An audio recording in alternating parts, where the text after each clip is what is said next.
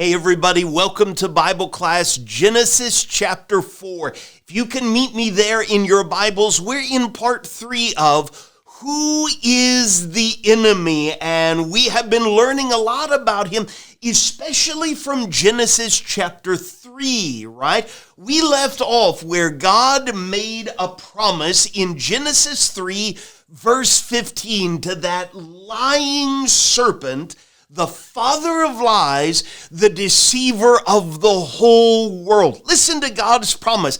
I will put enmity. We learned last week that means a fight, right? I will cause a fight between you, serpent, and the woman, and between your offspring and her offspring. He shall bruise your head, and you shall bruise his heel.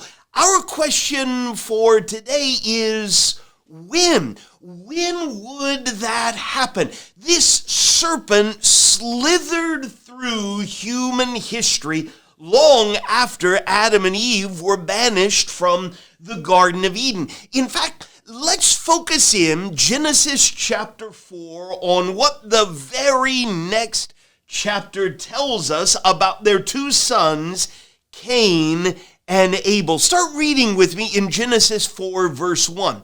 Now, Adam knew Eve, his wife, and she conceived and bore Cain, saying, I have gotten a man with the help of the Lord.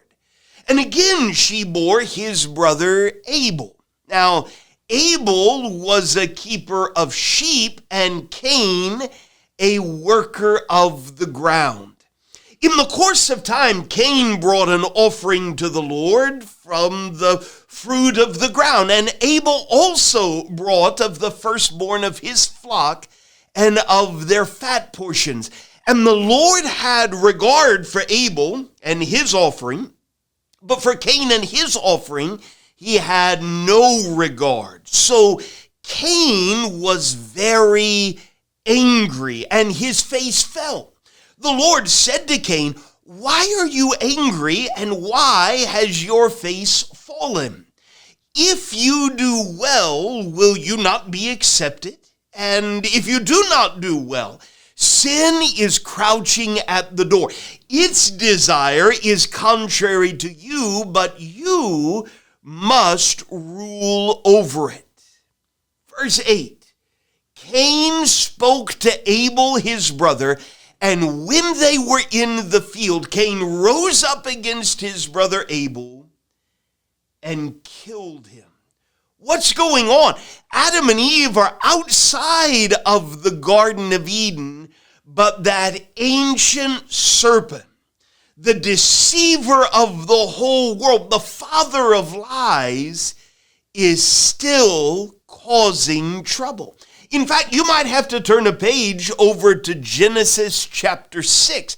By the time we reach the days of Noah, just listen in Genesis 6, 5 and 6 to how much trouble Satan is causing. Verse 5, the Lord saw that the wickedness of man was great in the earth, and that every intention of the thoughts of his heart was only evil continually. And the Lord regretted that he made man on the earth, and it grieved him to his heart. What was happening? Why was it happening? Well, the snake is slithering through human history. We read about Abraham later on, and God does great things through Abraham. Abraham shows great faith on some occasions. But there were others when Abraham lied, and his great-grandsons would sell their own brother Joseph into slavery and fake his death. Pharaoh eventually in Exodus has little innocent babies thrown into the Nile River. The children of Israel, when they escape Egyptian slavery, build a golden calf and say, This is the God that delivered us from our slavery. Eventually, we read about a king, King David, right? A man who starts out with a heart after God's own heart, and David takes somebody else's wife as his own. His son Solomon allows his hundreds of wives to lead his heart away from God. Each one of those people, just like Adam and Eve in Genesis chapter 3, they chose who they were going to listen to. They chose how they were going to act. And sometimes they didn't make the right choice. Why? Well, because of the influence of this deceiver. When I sin, you see, it wasn't just Adam and Eve. When you choose what you know isn't right, to take what isn't yours, or to do what you want to do and ignore what God has said. When I choose to do what is good in my own eyes, that's what the Bible calls sin. The Bible is introducing us to our greatest enemy.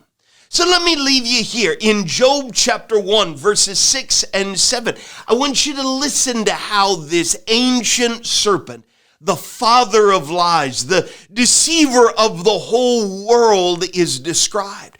Job tells us that there was a day when the sons of God came to present themselves before the Lord, and Satan also came among them. And the Lord said to Satan, "From where have you come?" Satan answered the Lord and said, "From going to and fro on the earth, and from walking up and down on it." God made a promise all the way back in Genesis chapter 3. He warns us all over the Bible about this serpent. What I want you to see is, long after the Garden of Eden, this serpent has been slithering through human history. We need someone's help to defeat this enemy.